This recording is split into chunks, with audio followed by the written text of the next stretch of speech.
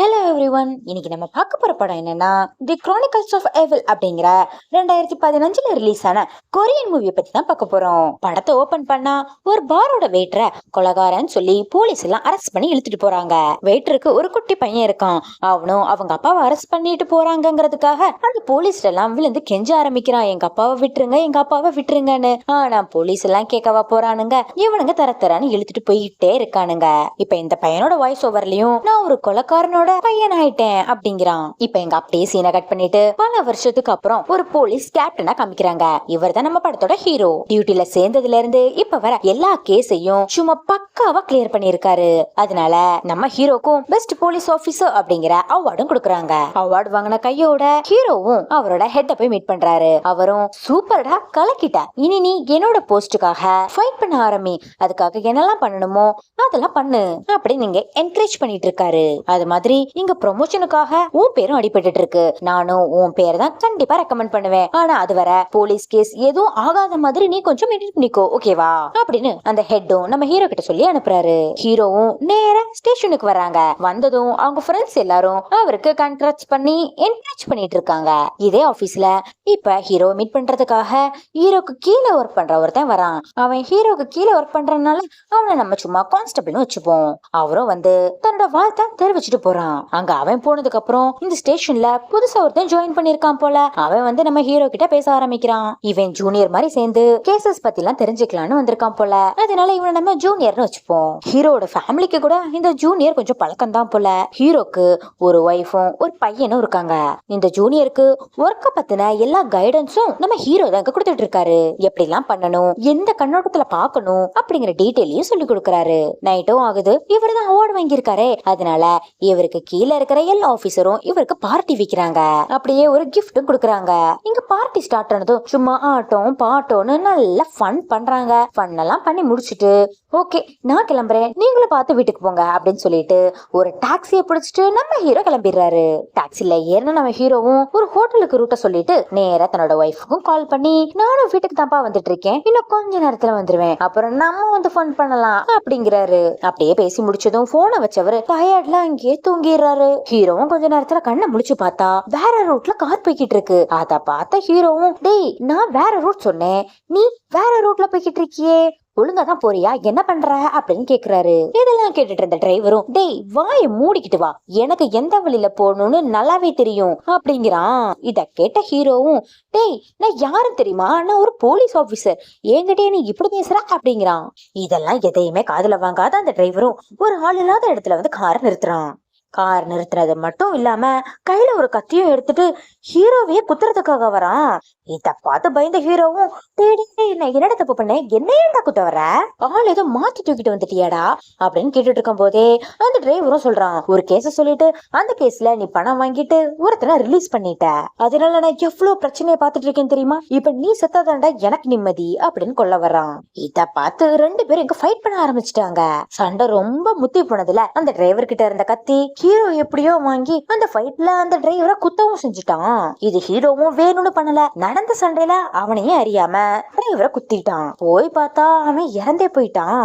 இத பார்த்த ஹீரோக்கு செம்ம ஷாக்கு, என்ன பண்றதுன்னு புரியல. இத பார்த்ததுமே அவர் ஹெட் சொன்னது ஞாபகம் வருது. ஐயோ ப்ரொமோஷன் கிடைக்க போற நேரத்துல இந்த கொலைகேஸ்ல மாட்டிக்கிட்டோம்னா நம்ம என்ன பண்றது அப்படின்னு எங்க திரு முழிக்க ஆரம்பிக்கிறான். ஓகே என்ன இருந்தாலும் நம்மளோட ரூல்ஸ நம்மளே கரெக்டா ஃபாலோ பண்ணணும். இது நம்ம போலீஸ்க்கு இன்ஃபார்ம் பண்ணிடலான்னு போன் பண்ண வரும்போதே அந்த ஹெட் கால் பண்றாரு. பண்ணவரும் சொல்றாரு, நான் மறுபடியும் சொல்றேன், உன்னோட ப்ரமோஷனுக்கு பேசுறதுக்காக தான் இப்ப நான் போய்கிட்டு இருக்கேன், உன் மேல எந்த கேஸும் வராத மாதிரி நீ பாத்துக்கோ அப்படின்னு சொல்லிட்டு போறான். அப்படியே போனையும் கட் பண்ணிடுறான். இப்போ இந்த டைம் நம்ம எல்லாருக்கிட்டையும் சொல்லிட்டோம்னா அது நமக்கு தான் ஆபத்துல போய் முடியும், ப்ரொமோஷனும் கிடைக்காம போயிரும், நம்மளோட கரியரே போயிரும் அப்படின்னு நிறைய திங்கிங் அவன் மைண்ட்ல ஓடிக்கிட்டே இருக்கு. இதுக்கு ஒரே வழி, இந்த நடந்த கொலைய நம்ம மறைக்கணும். இப்ப எங்க கொலைய மறைக்கணும்னு முடிவெடுத்து நம்ம ஹீரோவும் காருக்குள்ள இருந்து ஒரு செலட்டாப் எடுத்து அந்த கத்தியால குத்துனால அந்த கத்தியில இருக்க கை ரேகையும் எடுத்துட்டு, கார்ல எதுவும் கை ரேகை இருந்துச்சுன்னா அதையும் எடுத்துட்டு, இதுக்கு மேல இவன் நம்ம இங்கே விட்டுட்டு போயிருவோன்னு ஒன்னும் தெரியாத மாதிரி மூவ் ஆகி போயிடுறான். ஆனா மறுநாள் தான் அவனுக்கு ஒரு பெரிய ட்விஸ்டே காத்துக்கிட்டு இருக்கு. இவன் யாருக்கும் தெரியக்கூடாதுன்னு காட்டுக்குள்ள போட்டுட்டு வந்த அந்த டெட் பாடி இப்ப பார்த்தா மெயின் ஏரியால ஊருக்கு நடுவுல ஒரு ட்ரெயின்ல கழுத்துல கயிறோட தொங்கிக்கிட்டு இருக்கு. இதை யாரு பண்ணான்னு ஹீரோக்கே இப்ப ஷாக்கா இருக்கு. ஹீரோவும் வந்து பாக்குறான். அவன் டீம் எல்லாமே அங்கதான் இருக்காங்க. பேச பார்த்ததும் இங்க இவனுக்கு தூக்கி வாரி போடுது.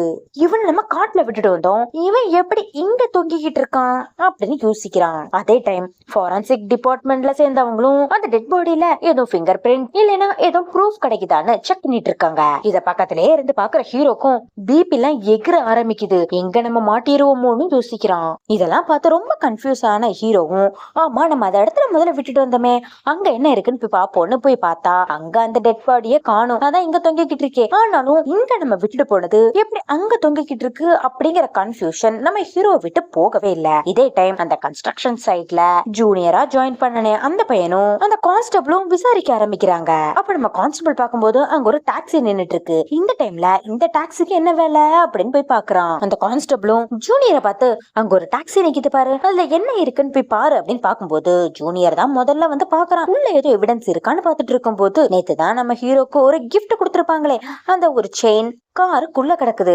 இத பார்த்த ஜூனியருக்கு டவுட் வர ஆரம்பிக்குது. ஆனா இத பத்தின எதையும் கான்ஸ்டபிள் கிட்ட இவன் ஷேர் பண்ணல. வெளியே வந்தவனும் ஒன்னும் கிடைக்கல அப்படின்னு கான்ஸ்டபிள் கிட்ட சொல்லிடுறான். டிக்கிய திறந்து பாக்குறாங்க, ரொம்ப ரத்த கரையா இருக்கு. இதுல இருந்து அவங்களுக்கும் தெரியுது டிக்கில வச்சுதான் இந்த டெட் பாடியை கொண்டு வந்து இங்க தொங்க விட்டுருக்காங்கன்னு. இப்ப இத போலீஸும் கன்ஃபார்ம் பண்ணிட்டு வெளியவும் அனௌன்ஸ் பண்ண ஆரம்பிக்கிறாங்க. இது இப்போ ஃபுல்லா பரவ ஆரம்பிக்குது. அதுவும் இந்த கொலை நார்மலா நடக்கல, ஃபெமிலியரான ஒரு இடத்துல, அதுவும் எல்லாத்துக்கும் மத்தியில இப்படி அந்த இடத்துல தொங்கிட்டு இருக்கு. இத பத்தி நியூஸ் சேனல், பேப்பர்ஸ்னு எல்லா இதுலயும் பேச ஆரம்பிச்சிட்டாங்க. அதனால போலீஸ்காரங்களும் இந்த கொலையை சீக்கிரமா கண்டுபிடிச்சே ஆகணும். அதனால அங்க இருக்க போலீஸும் ரொம்ப பிராக்டிகலான சிச்சுவேஷன்ல இப்ப மாட்டிக்கிட்டாங்க. ஓகே, இப்ப இறந்தானே அவனோட டீடைல் பத்தி கலெக்ட் பண்ணலாம்னு கலெக்ட் பண்ணும்போது அவன் ஒரு அனாதை, அவனுக்குன்னு யாருமே இல்ல அப்படின்னு தெரிய வருது. பொழப்புக்காக இவன் ஒரு கார் டாக்ஸி எடுத்து ஓட்டிக்கிட்டு இருக்கான். அது மாதிரி இவன் செமையான ட்ரக் அடிக்ட் போல. இவனை பத்தி கலெக்ட் பண்ணதுல இந்த டீடைல்ஸ் மட்டும் தான் கிடைச்சிருக்கு. இதே டைம் கொலை செய்யப்பட்டவன் ஒரு டாக்ஸி டிரைவர் தானே. அன்னைக்கு நைட்டு அவன் எங்கெல்லாம் டாக்ஸி ஓட்டிட்டு போனான் அப்படிங்கறதையும் ட்ராக் பண்ண சொல்லி அனுப்புறாங்க. இதே டைம் ஃபாரன்சிக் டிபார்ட்மெண்ட்ல இருந்தும் இவங்களுக்கு கால் வருது. அங்க ஜூனியரும் கான்ஸ்டபிளும் போய் விசாரிச்சா தெரியுது அந்த சத்தவனோட நெயில்ல ஒரு மனுஷனோட சத கிடைச்சிருக்குன்னு. அவங்களும் சொல்றாங்க அந்த டாக்ஸில வந்தவனுக்கும் இந்த டாக்ஸிக்காரனுக்கும் ஏதோ சண்டை நடந்திருக்கு, அதுலதான் இவன் எப்படி கொலை பண்ணிருப்பான் அப்படின்னு சொல்றாங்க.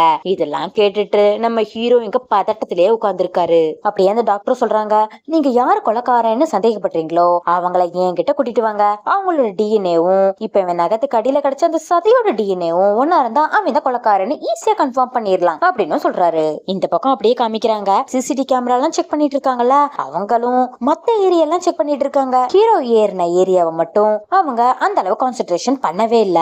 ஹீரோ கார்ல ஏறினதுக்கு அப்புறம் கார் ஒரு லொகேஷனுக்கு போகுது.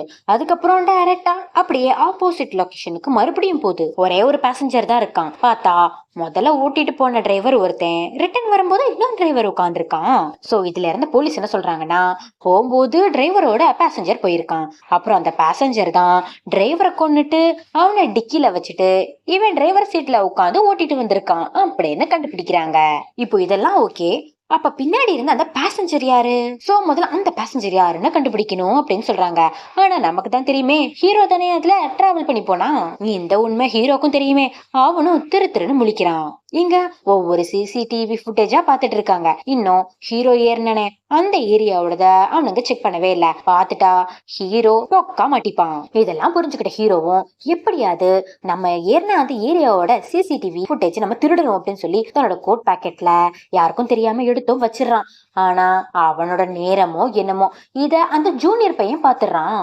இந்த ஜூனியர் பையனுக்கு ஆல்ரெடி ஹீரோ மேல டவுட். அவங்க கிஃப்டா கொடுத்த அந்த லாக்கெட் அந்த டாக்ஸிக்குள்ள இருந்துச்சுன்னு நம்ம ஜூனியருக்கு நல்லா தெரியும். இப்போ இதையும் பாத்திருக்கான். ஆனா நம்ம ஜூனியர் அத பத்தியும் வாய திறக்கல. இப்ப சிடி எடுத்தானே இத பத்தியும் வாய திறக்கல. சோ இவங்க ரெண்டு பேரும் இப்படி கண்ணாலே இங்க ஜாட காமிச்சிட்டு இருக்கும் போது இங்க இன்னொரு ஃபுட்டேஜ அந்த ஆபீசர்ஸ் எல்லாம் பாக்குறாங்க. இன்னொரு ஃபுட்டேஜ பார்த்தா அந்த டாக்ஸி டிரைவரை டிக்கில போட்டு முகம் தெரியாத ஒருத்தன் எடுத்துட்டு வரான். இவனுங்களும் ஃபேஸ் ஜூம் பண்ணி பார்த்து கண்டுபிடிச்சு அவனை நேர்லயே தேடி போக ஆரம்பிக்கிறாங்க. போலீஸும் கடகடன்னு தான் கார் எல்லாம் எடுத்துட்டு போயிட்டு இருக்கானுங்க. ஆனா இது தெரியாத அவனும் நல்ல ஜர்க் எல்லாம் போட்டு ஹாய் நடந்து போய்கிட்டு இருக்கான் ரோட்ல. போலீஸ் போலீஸ் காரும் நேரா அவன் முன்னாடி போய் நிக்குது. இத பார்த்து பயந்தவனும் குடு குடு குடு குடுன்னு ஓட ஆரம்பிக்கிறான். பார்த்தா அவன் ஒரு இடத்துல எங்கேயோ காணாம போயிட்டான். இவனுங்க என்னதான் கூட்டமா வந்தாலும் அவன் டிமிக்கி கொடுத்துட்டு போயிட்டான். ஓகே, இனி நம்ம ஒன்ன ஓடினால வேலைக்காகாது, ஆளுக்கு ஒவ்வொரு திசையில ஓடலான்னு போலீஸ் எல்லாம் ஒவ்வொரு பக்கம் போக ஆரம்பிக்கிறாங்க.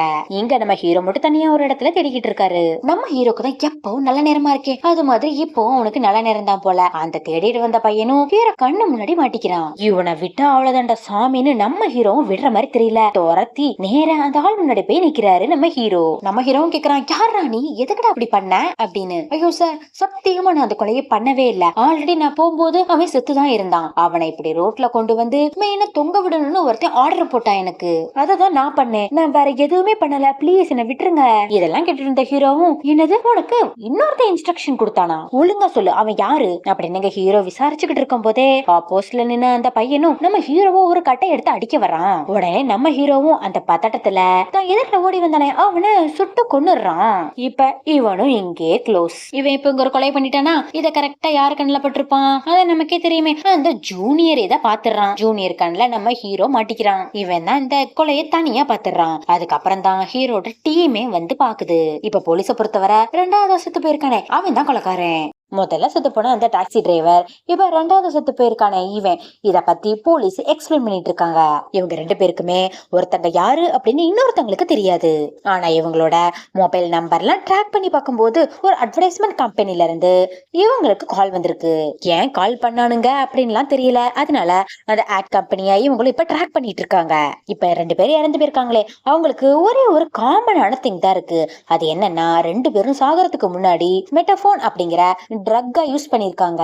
இப்ப இவ்வளவு டீடைலும் கேட்டுட்டு இருந்த டைரக்டரும் எல்லாம் ஓகே தான், இப்ப அவன் தான் ஒரிஜினல் கொலைக்காரனான்னு கண்டுபிடிச்சு சொல்லுங்க அப்படின்னு டைரக்டர் சொல்லிட்டு கிளம்பிடுறாரு. இதெல்லாம் ஒண்ணுனா இருக்கிறத நம்ம ஹீரோவும் நேர்ல பாத்துட்டு இருக்கறனால அவனுக்கு என்னதான் நடக்குதுன்னு புரியாம இங்க பயந்து நடுங்க ஆரம்பிக்கிறான். ஜூனியருக்கும் ஹீரோ மேல டவுட் இருக்கு. ஆனா அவனுக்குமே இது நம்ம ஹீரோ பண்ணிருப்பானா அப்படிங்கிற டவுட்ல அவனும் ஒரு பக்கம் குழம்பிதான் நிக்கிறான். இவனுக்கு தெரிஞ்ச விஷயத்த இவனும் யாருக்கிட்டையும் சொல்ல முடியாம இவன் ஒரு பக்கம் மனசுக்குள்ள பொதுமிட்டு இருக்கான். இப்ப இதெல்லாம் பாத்துட்டு இருந்த ஹீரோவும் இதுக்கு மேல நம்ம சும்மா இருந்தா வேலைக்காகாது, இனி களத்துல நம்மளே இறங்கிட வேண்டியதான். இப்ப செத்தாங்களே இந்த 2 பேருக்கும் ஒரே ஒரு ஒற்றுமைதான் இருக்கு. மெட்டபோன் அப்படிங்கிற ட்ரக்க 2 பேரும் யூஸ் பண்ணிருக்காங்க. இந்த ட்ரக் ஈஸியா கிடைக்கிறதெல்லாம் கிடையாது, எப்படியும் இது ரேரா தான் கிடைக்கும். அது எங்க கிடைக்குதுன்னு முதல்ல நம்ம கண்டுபிடிக்கணும். ஹீரோவும் ஒரு ட்ரக் டீலரை கண்டுபிடிச்சு அவனை மொத்துன்னு முத்துறான். இந்த ட்ரக்கை யார் வித்தா யார் வாங்கினா அப்படிங்கிற எல்லா டீட்டெயிலும் கேட்க ஆரம்பிக்கிறாரு. அடி வாங்கினவனும் சொல்றான், சார் எனக்கு சத்தியமா அந்த ட்ரக்கை பத்தி தெரியாது, நான் அதை சேல் பண்றதும் கிடையாது.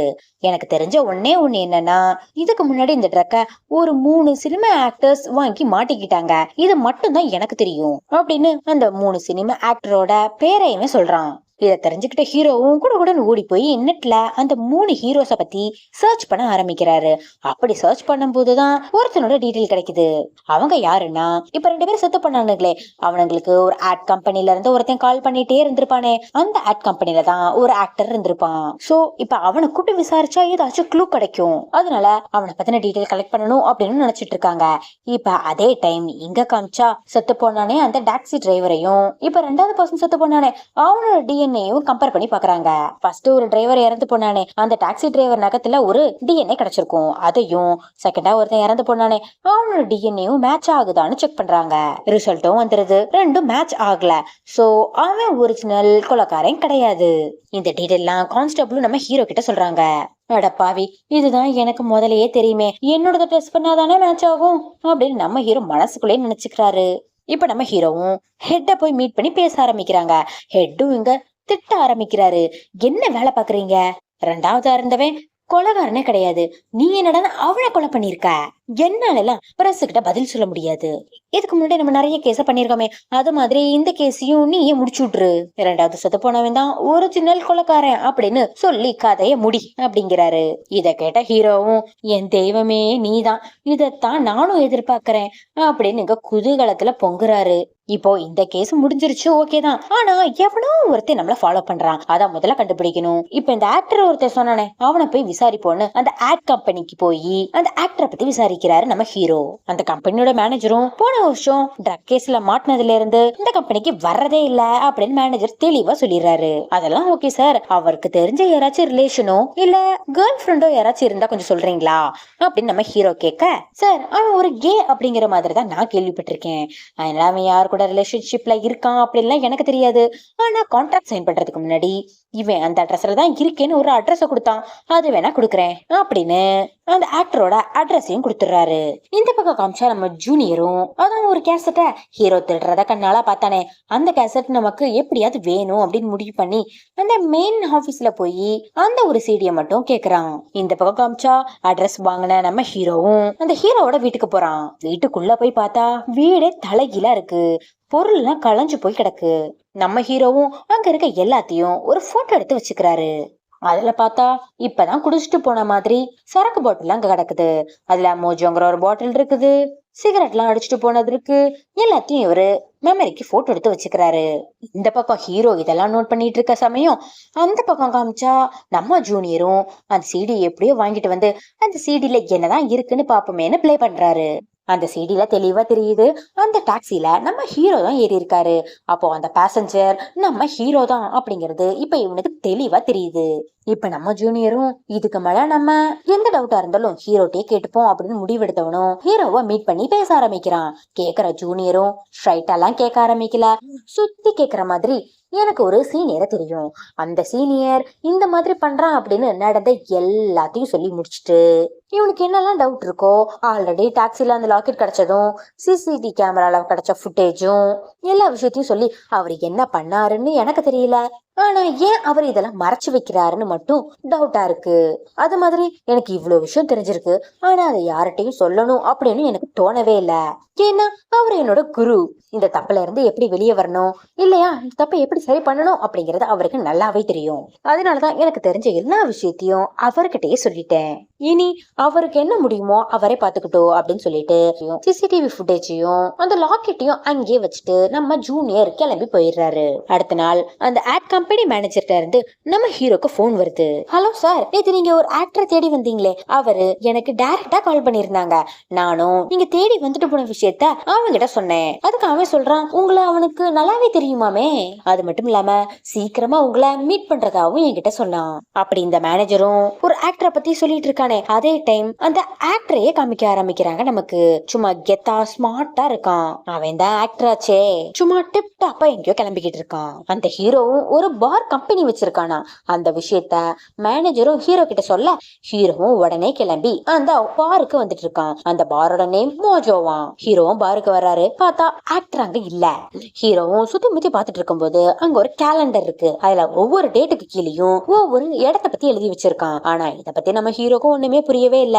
நம்ம ஹீரோ உடனே அந்த கான்ஸ்டபிளுக்கு போன் பண்ணி நான் ஒவ்வொரு டேட்டும் அதோட ஒரு இடமும் சொல்றேன், அந்த டேட்ல எதுவும் நடந்திருக்கான்னு நீ பார்த்து சொல்லு அப்படி சொல்லி ஒவ்வொரு டேட்டையும் அந்த இடத்தையும் கான்ஸ்டபிள் கிட்ட நம்ம ஹீரோ எங்க ஒண்ணு ஒண்ணா சொல்லிக்கிட்டு இருக்காரு. இங்கதான் பெரிய ட்விஸ்ட் நமக்கு காமிக்கிறாங்க. ஒவ்வொரு டேட் அன்னைக்கும் அந்த இடத்துல ஒவ்வொரு கொலைங்க நடந்திருக்கு. மொத்தம் 3 கொலை நடந்திருக்கு. இந்த 3 கொலையிலயும் இறந்து போனது போலீஸ்காரங்க தான். அந்த போலீஸ்காரங்க பேரையும் நம்ம கான்ஸ்டபிள் சொல்லும் போது இங்க நம்ம ஹீரோ செம்மையா ஷாக் ஆகுறாரு. இவர் இப்படி ஒவ்வொரு நேமா சொல்ல சொல்ல நம்ம ஹீரோ இங்க ஒரு பிளாஷ்பேக் நினைச்சு பாக்குறாங்க. அந்த 3 பேரும் ஹீரோவோட ஃப்ரெண்ட்ஸ் தான். இப்போ கேப்டனா இருக்கு அவரு, அந்த காலத்துல போலீஸா இருந்திருக்காரு. அவங்க கீழே 4 பேர் இருந்திருக்காங்க. அதுல ஒரு ஆள் தான் ஹீரோ, மீதி 3 பேரு தான் இதுல செத்து போன போலீஸ்காரங்க. இதெல்லாம் ரொம்ப வருஷத்துக்கு முன்னாடி நடந்தத நம்ம ஹீரோ இப்ப நினைச்சு பார்த்துட்டு இருக்காரு. அந்த டைம் ஒரு பார்ல 12 பேர் விஷம் வச்சு செத்து போயிட்டாங்கிற கேஸ் இவங்களுக்கு வந்திருக்கு. எவ்வளவோ போராடியும் விஷ வச்சவன் யாரு அப்படிங்கறத இவங்களால கண்டுபிடிக்கவே முடியல. இவனுங்க தேடி பார்த்தும் கிடைக்காதனால இவனுங்க அங்க இருக்க அப்பாவிய இவனையாச்சும் பிடிச்சு போட்டுலான்னு பார் வெயிட்ற சம்பந்தமே இல்லாம பிடிச்சு ஜெயில போட்டிருக்காங்க. இவனுங்க சோம்பேறித்தனத்தினால. இந்த சீனை தான் நம்ம ஸ்டார்டிங்லயே பார்த்திருப்போம். இவனை பொய்யா அரெஸ்ட் பண்ணது மட்டும் இல்லாம இவனை குற்றவாளின்னு நிரூபிக்கிறதுக்காக 2 பொய் சாட்சியும் சேர்த்தே ரெடி பண்ணிருக்காங்க. அதுல ஒருத்தன் தான் டாக்ஸி டிரைவர், இன்னொருத்தன் 2வது செத்து போனானே அவன். இவனுக்கு 2 பேரும் தான் பொய் சாட்சி சொல்லியிருக்கானுங்க.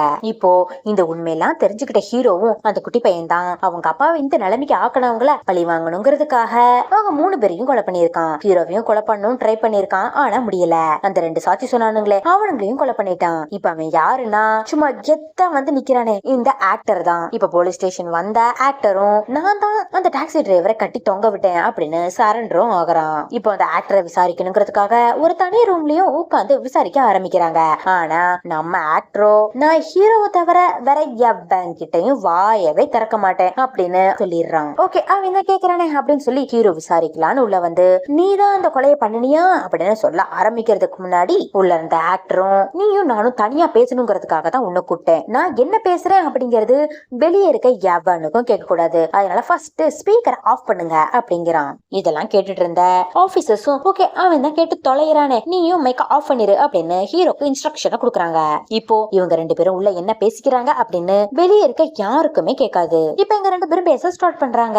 நீ தான் டாக்ஸி டிரைவரை கொலை பண்ணியா அப்படின்னு ஹீரோ கேட்க நல்லா இருக்குடா நீ பேசுறதெல்லாம் கேட்கும்போது நான் எப்படி அவனை கொலை பண்ணிருக்க முடியும், ஏன்னா அவனை கொலை பண்ணது நீ தானே, இதை நான் என் கண்ணாலேயே பார்த்தனே, இப்ப என்னடா ஒண்ணுமே தெரியாத மாதிரி என்கிட்ட கேக்குற அப்படின்னு அவன் கேட்க நம்ம ஹீரோவும் என்ன பண்றதுன்னு தெரியாம அப்படியே ஜர்க் ஆகி போய் உட்கார்ந்துருக்கான். ஏன்னா இவன் உண்மையெல்லாம் இப்படி பல்லார்னு சொல்றானே, இது மட்டும் வெளியே தெரிஞ்சா நம்ம அவ்வளவுதான் அப்படின்னு இங்க ஒரு பக்கம் யோசிச்சு பயப்பட ஆரம்பிக்கிறாரு ஹீரோ. ஹீரோவும் கேக்குறான் ஆமா ஏன்டா இந்த மாதிரி எல்லாம் பண்ணிட்டு இருக்க, அன்னைக்கு உங்க அப்பாவை நாங்க தப்பா அரெஸ்ட் பண்ணமே அதனாலதான் இப்படி பண்ணிட்டு இருக்கியா, அது என்னமோ தெரியாம நடந்தது அதான் மறந்துரு. டேய் நீங்க எல்லாம் போலீஸா இருந்துட்டு உங்களுக்கு குற்றவாளியை கண்டுபிடிக்க துப்புல, அதுக்காக அப்பாவியான எங்க அப்பாவை புடிச்சு போட்டுட்டு இப்படி அசால்ட்டா வேற பேசுறியா, அதுக்கு நான் எப்படி பழி வாங்காம இருப்பேன், அதுக்கு பழி வாங்கணுங்கிறதுக்காக தான் அந்த 2 பொய் சாட்சி சொன்னானுங்களே அவனுங்களையும் கொண்டுட்டு 3 போலீஸையும் கொன்னேன், 4வதா உன்னை போட்டு தள்ளணும் அப்படிங்கிறதுக்காக தான் டாக்ஸி டிரைவரையும் அனுப்பிவிட்டேன், ஆனா நீ அந்த டிரைவரை போட்டு தள்ளிட்ட, ஆனா அதுவும் ஒரு வகையில எனக்கு நல்லதுதான், அன்னைக்கு போட்டு தள்ளி இருந்தா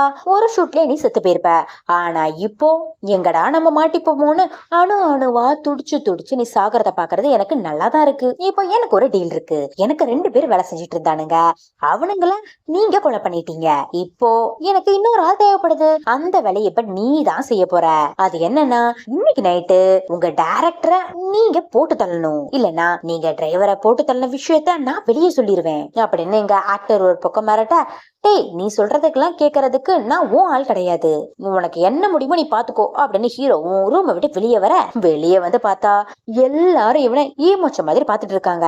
டேய் என்ன நடந்துச்சு, என்ன சொன்னான், என்ன பண்ண போறானா அப்படின்னு கேள்வி மேல கேள்வியே கேட்டுட்டு இருக்காங்க. இதெல்லாம் பார்த்துட்டு நம்ம ஹீரோவும் அவன் ஒரு வெத்து பீஸு, வேணும்னே நம்ம வேலையை குலைக்கணுங்கிறதுக்காக இந்த மாதிரி பொய் சொல்லிட்டு திரியறான், அவன் எல்லாம் எந்த கொலையும் பண்ணல. இதெல்லாம் கேட்ட கேப்டனும் உள்ள இன்னொரு டைரக்டரை அனுப்பி வைக்கிறாங்க. உள்ள போய் விசாரிச்சா நம்ம ஹீரோ என்ன சொன்னாரோ அதேதான் அந்த ஆக்டரும் சொல்றான். இத பார்த்து இவங்களும் இவன் வெட்டி பந்தாக்காக தான் அந்த கொலைக்காரன்னு போய் சொல்லியிருக்கான் போல, உண்மையா இவன் எந்த கொலையும் பண்ணல அப்படின்னு எல்லாரும் புரிஞ்சுக்கிறாங்க. இதெல்லாம் பார்த்துட்டு இருந்த கேப்டனும் இதுக்கு மேல ஹீரோ இந்த கேஸ வச்சிருந்தா வேலைக்கு ஆகாது அப்படின்னு ஹீரோவை இந்த கேஸ்ல இருந்து விளக்கிட்டு அதுக்கு பதில் இன்னொரு கேப்டனா உள்ள வைக்கிறாங்க. ஹீரோவும் ஒரு வேலை விஷயமா வெளியே போயிடுறாங்க. இந்த பக்கம் பார்த்தா அரெஸ்ட் பண்ணி வச்சது ஒரு ஆக்டராச்சே, ஃபுல் பிரஸும் இங்கதான் கூடி நிக்குது. இந்த பக்கம் பிரஸோட தொல்லையும் தாங்க முடியல, அது மாதிரி அந்த ஆக்டர் தான் எந்த கொலையும் பண்ணல அப்படின்னு சொல்லிட்டாங்களே, இதுக்கு மேல அவன் எதுக்கு வச்சிருக்கணும்னு அவனையும் ரிலீஸ் பண்ணி விட்டுறாங்க. அதே டைம் ஹீரோவும் இப்பதான் இங்க என்ட்ரி ஆகுறாரு. இத பார்த்தா ஹீரோவும் அவன் எதுக்கு ரிலீஸ் பண்ணி விட்டீங்க, என்ன பண்ணுவீங்க ஏது பண்ணுவீங்கன்னு எனக்கு தெரியாது, இப்ப அவன் என்ன பண்றான் அப்படின்னு எனக்கு தெரிஞ்சே ஆகணும் அப்படின்னு ஹீரோ ஸ்ட்ரிக்டா சொல்லிடுறாரு. அந்த கான்ஸ்டபிளும் சொல்றாரு அவனை ரிலீஸ் பண்ணதும் அவனை தனியெல்லாம் விடல, அவனை ஃபாலோ பண்றதுக்காக ஜூனியரையும் இன்னொரு போலீஸ் ஆபீசரையும் நோட் பண்ண அனுப்பிதான் விட்டுருக்காங்க. ஃபாலோ பண்ணிட்டு போனவங்களும் பாதி தூரம் ஃபாலோ பண்ணிருக்காங்க. மீதியில பார்த்தா அவன் காணாம போயிருக்கான், எங்க போனான்னு இவனுங்களுக்கு தெரியல. இதெல்லாம் அந்த கான்ஸ்டபிள் கிட்டையும் 2 பேரும் சொல்றாங்க. அட பாவீங்களா இப்படி கோட்டை விட்டுட்டீங்களே அப்படின்னு நடந்த விஷயத்த கான்ஸ்டபிள் நம்ம ஹீரோ கிட்டையும் சொல்றான். இத கேட்ட ஹீரோக்கு இங்க ஒரு பக்கம் பதற ஆரம்பிக்குது. ஏன்னா டைரக்டரும் அந்த வழியா தான் போயிட்டு இருக்காரு போல, ஆக்டரும் அந்த ஒலிம்பியா அப்படிங்கிற இடத்துலதான் மிஸ் ஆயிருக்காரு, டைரக்டரும் அங்கதான் போயிருக்காரு. அதனால பயத்துல நம்ம ஹீரோவும் இப்ப அதே இடத்துக்கு போறான். அதே டைம் அந்த ஆக்டர்கிட்ட இருந்து நம்ம ஹீரோக்கு கால் வருது.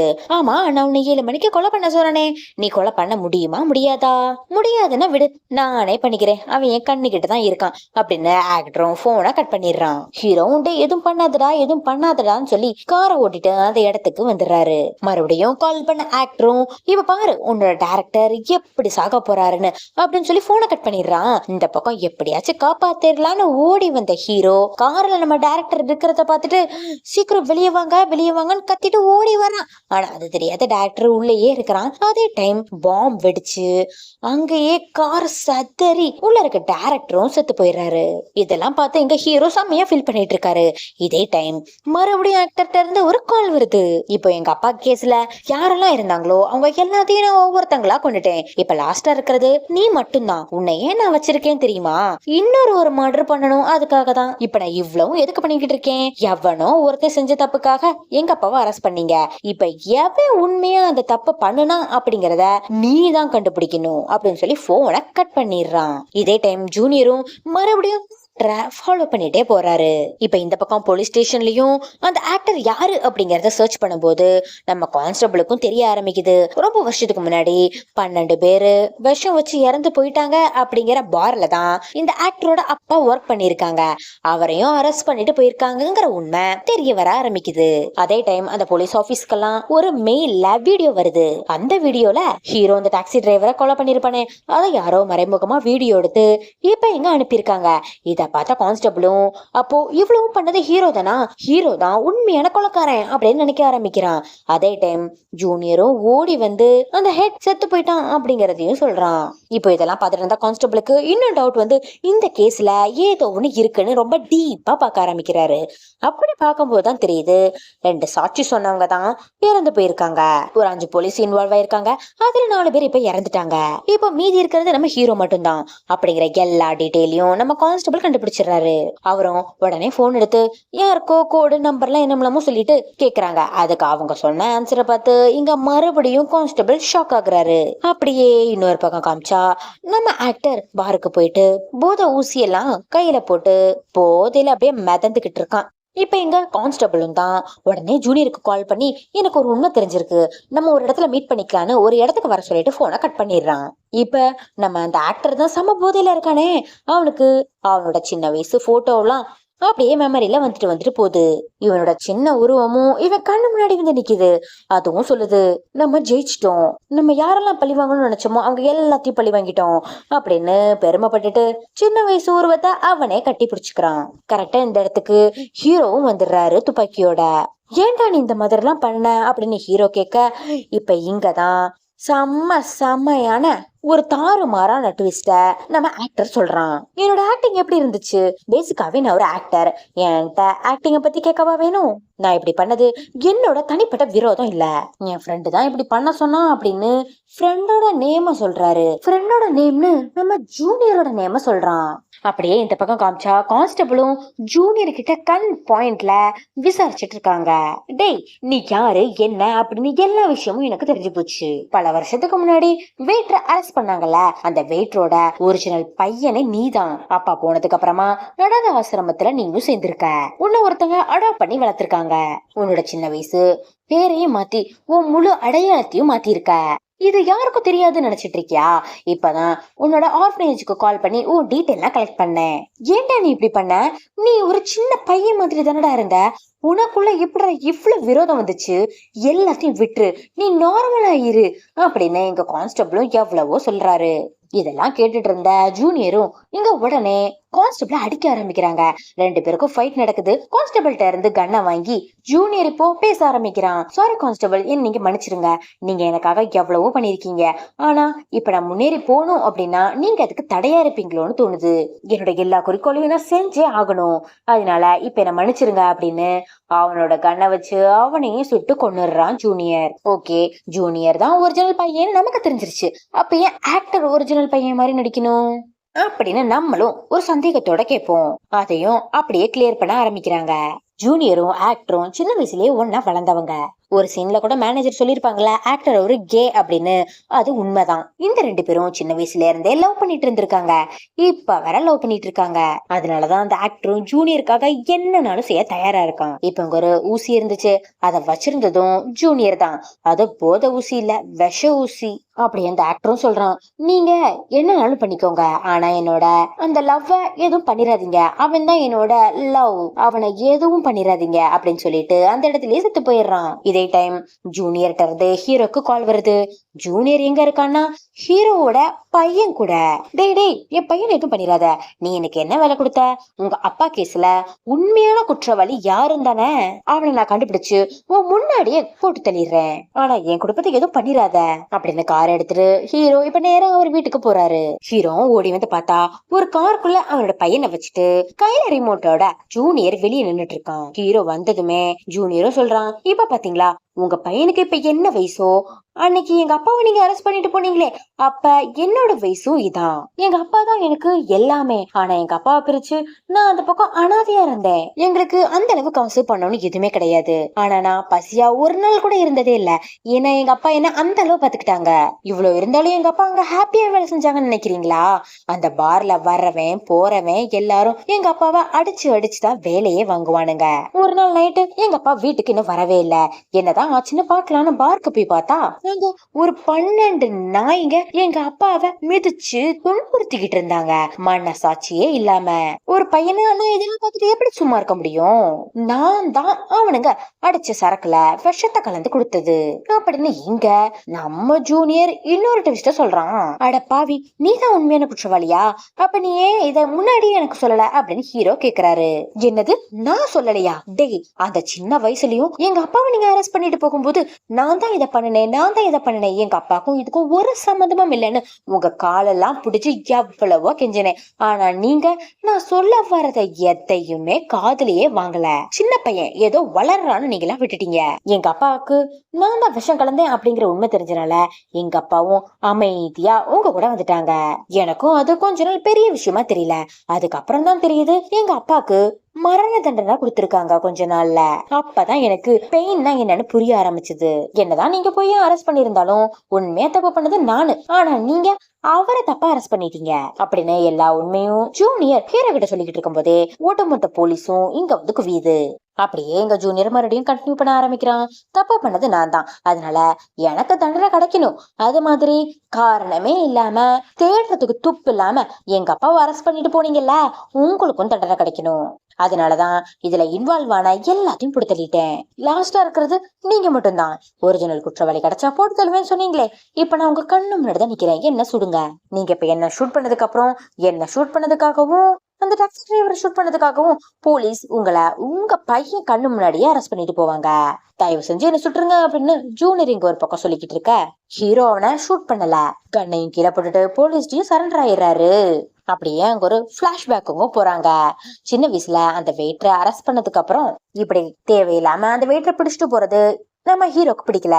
ஆனா என்ன பண்றது, ஒர்க் பண்ணி தானே ஆகணும் அப்படின்னு நினைச்சு செஞ்சுட்டு இங்க அந்த ஜூனியர் கிட்டையும் சின்ன வயசுல பேசியிருக்காரு போல. நீயும் உங்க அப்பாவும் தப்பு பண்ணலான்னு எனக்கு நல்லா தெரியும். என்ன பண்றது, நேரம் இந்த மாதிரி எழுதி வச்சிருக்கு. உங்க அப்பாவை அரெஸ்ட் பண்ணிருக்காங்க அப்படிங்கறனால நீ ரொம்ப சோர்ந்தெல்லாம் உட்காந்துராத. காசு பணம்னு எது இருந்தாலும் புடிங்கிட்டு விட்டுருவானுங்க. ஆனா படிப்பு அதிகாரம் அப்படிங்கிற ஒண்ணு இருந்தா எவனாலையும் உன்னை அடிச்சுக்க முடியாது. அதனால முதல்ல நீ உன்னோட அதிகாரத்தை கையில எடு அப்படின்னு ஒரு ஸ்பீச்ச குடுத்துட்டு போயிருக்காரு போல நம்ம ஹீரோ. இதனாலதான் ஜூனியரும் எல்லாத்தையும் பழி வாங்கணுங்கிறதுக்காக போலீஸ் கோர்ஸ்லயும் சேர்ந்திருக்காரு. இப்ப அப்படியே பிளாஷ்பேக்கா கட் பண்ணிட்டு பிரசன்ட்ல காமிச்சா, இப்ப நீ என்ன சுடலைன்னா என்ன, எங்க அப்பாக்கு பண்ண துரோகத்துக்காக என்ன நானே ஷூட் பண்ணிக்கிறேன்னு தன்னை ஷூட் பண்ணிட்டு ஜூனியர் அங்கேயே இறந்தும் போயிடுறான். இத பார்த்தா ஹீரோக்கும் இங்க சுத்தமா ஏத்துக்கவே முடியல. ஏன்னா இவன் இறந்து போனதுக்கு ஒரு வகையா நம்ம ஹீரோவும் காரணம் தானே. ஹீரோவும் ரொம்ப ஃபீல் பண்ணி அழ ஆரம்பிக்கிறாங்க. அந்த ஜூனியர் ஆசைப்பட்ட மாதிரியே தன் பையன் கண் முன்னாடியே டாக்ஸி டிரைவரை கொண்டதுக்காக அரெஸ்ட் பண்ணி எடுத்துட்டு போறாங்க. அப்படி எந்த படத்தையும் முடிக்கிறாங்க. இந்த படத்துல என்ன சொல்ல வராங்கன்னா, என்னதான் நீங்க உண்மையை மறைக்கணும்னு இன்னொரு பொய் சொன்னாலும் நீங்க சொன்ன சின்ன பொய் ஃபியூச்சர்ல பெருசா வளர்ந்து வெடிச்சு நிக்கும் அப்படிங்கறத நமக்கு புரிய வைக்கிறாங்க. ஓகே, இந்த மூவி உங்களுக்கு பிடிச்சிருந்துச்சுன்னா லைக் பண்ணுங்க, ஷேர் பண்ணுங்க, சப்ஸ்கிரைப் பண்ணுங்க. தேங்க்யூ.